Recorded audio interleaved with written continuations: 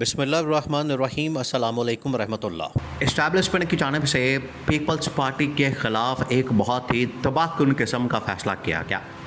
بہت بڑا فیصلہ۔ یہ اتنا بڑا فیصلہ ہے کہ اس سے صرف زرداری فارغ نہیں ہوگا، اس سے صرف زرداری کو ایوان صدر سے نہیں نکالا جائے گا، بلکہ پوری کی پوری پیپلز پارٹی کو فارغ کر دیا جائے گا، پوری کی پوری پیپلز پارٹی کو نکال کے باہر کھڑا کر دیا جائے گا، آؤٹ کر دیا جائے گا۔ یہ اب فیصلہ ہو گیا، اور اب اسی وجہ سے پاکستان کے طاقت کے ایوانوں کے اندر، قومی اسمبلی کے اندر بھی، سینٹ کے اندر بھی، اور باقی تمام کے تمام صوبائی اسمبلیوں میں، پنجاب کی، سندھ کی، وہاں پر یہ معاملہ سامنے رکھا گیا ہے کہ صرف زرداری کا استعفیٰ نہیں چاہیے، بلکہ زرداری کے ساتھ ساتھ جو پیپلز پارٹی باقی تمام عہدوں کے اوپر براجمان ہے، جس میں سیکنڈ ٹاپ کا جو ڈیزگنیشن عہدہ ہے وہ ہے چیئرمین سینٹ، جو کہ اس وقت یوسف رضا گیلانی کے پاس موجود ہے۔ تو یہ دونوں استعفے اب ڈیمانڈ کیے جا رہے ہیں، اور قومی اسمبلی کے اندر بھی، اور پنجاب اسمبلی کے اندر بھی، اور ایون کہ سندھ اسمبلی، جہاں پر ان کی اپنی گورنمنٹ ہے، جہاں پر ان کی اپنی حکومت ہے، وہاں پر بھی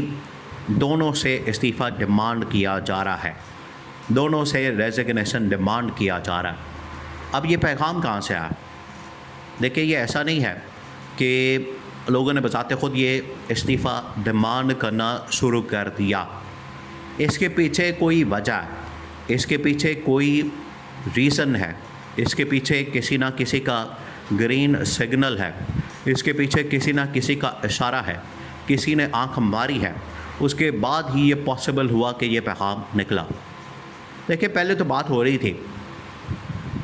بجٹ سے پہلے، جب، اور یہ آج سے نہیں، یہ تقریباً کوئی 1 سال ہو گیا ہے، ایوان صدر کے اوپر اس وقت field marshal army chief general Asim Munir کی نظر ہے، اسٹیبلشمنٹ کی نظر ہے۔ ان کو پتہ ہے کہ ایوان صدر میں جائے بغیر یہ کام نہیں ہو سکتا۔ انٹرنیشنل لیول کے اوپر جب آپ نے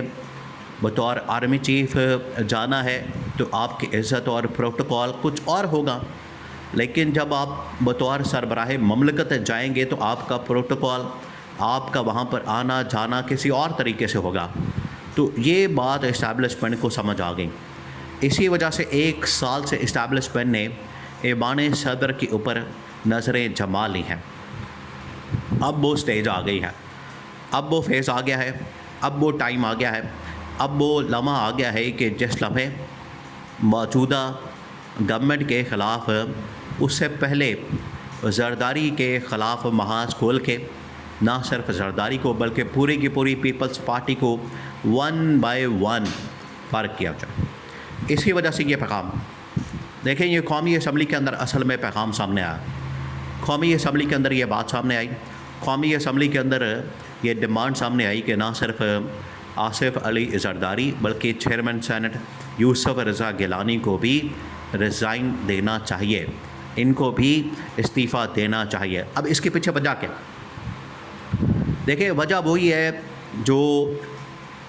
گورنمنٹ کی ناکامی، حکومت کی ناکامی، اور یہی وجہ باعث بنی ہے اس پیپلز پارٹی کے آؤٹ ہونے کی۔ جب گورنمنٹ اس وقت مکمل طور پر فیل ہے تو پیپلز پارٹی اس میں کیا 2 نمبری کرتی۔ اب آپ ان کی ذرا 2 نمبری چیک کریں، آپ ذرا امیجن کریں کہ یہ گورنمنٹ میں ہو کے، گورنمنٹ کا حصہ بن کے، گورنمنٹ کے تمام عہدے حاصل کر کے، سارے پروٹوکول، ساری انٹرٹینمنٹ، سارے ٹھیکے، سارے فنڈز، اور تمام کی تمام چیزیں۔ اس کی ایک مثال آپ سمجھیں، ابھی جس طریقے سے پاکستان کے اندر یہ بے نظیر انکم سپورٹ پروگرام کا اتنا بڑا سکینڈل سامنے آیا، اتنا بڑا سکینڈل، یہ کہتے ہیں دنیا کے اندر ایسا پروگرام نہیں ہے جو پاکستان میں بے نظیر انکم سپورٹ پروگرام ہے۔ بالکل ٹھیک بات ہے، دنیا کے اندر اصل میں کرپشن کے لیے، لوٹ مار کے لیے، دیہڑی لگانے کے لیے، اپنے لوگوں کو نوازنے کے لیے اتنا بڑا پروگرام بالکل نہیں ہے۔ یہ بات بالکل ٹھیک ہے، لوٹ مار کا پروگرام اتنا بڑا کسی کے پاس نہیں ہے۔ लूट मार का प्रोग्राम ये पाकिस्तान के अंदर पीपल्स पार्टी ही शुरू कर सकती है। ये तकरीबन कोई 700 से 800 अरब रुपए का प्रोग्राम और इसके अंदर लूट मार जिसके इंतहा और इस लेवल की लूट मार के जो पीपल्स पार्टी के ओहदेदार हैं, जो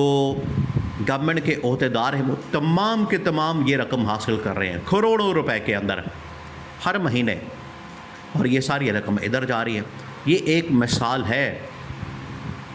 एक प्रोग्राम की सिर्फ एक मिसाल है। तो पीपल्स पार्टी किस लेवल के ऊपर करप्शन कर रही होगी, आप ज़रा इमेजिन करें, आप ज़रा आइडिया लगाएं किस लेवल के ऊपर इनकी जानिब से करप्शन की जा रही है। अब इसी वजह से पीपल्स पार्टी को ये कहा गया है कि ना सिर्फ ये नून लीग की गवर्नमेंट ये निशाने पर आ चुकी है, बल्कि अब पीपल्स पार्टी में 2 टॉप की इस गवर्नमेंट के अंदर जो शख्सियात हैं, इसमें नंबर 1 आसिफ अली जरदारी बतौर सदर, ऐबान सदर से इनको निकाला जाए। नंबर 2 चेयरमैन सेनेट जो कि यूसुफ रज़ा गिलानी है, ये सेकंड पोस्ट है। अब इसके अंदर एक और अहम तरीन आइनी नुक्ता भी मौजूद है, उस आइनी नुक्ते को भी आपने समझना। इसके अंदर जो आइनी नुक्ता मौजूद है वो ये कि जैसे ही सदर फारिग होता है,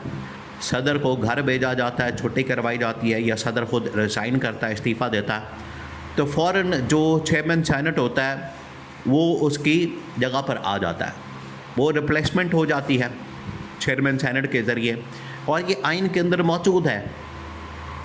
तो अगर जरदारी इस्तीफ़ा देता है तो जरदारी की जगह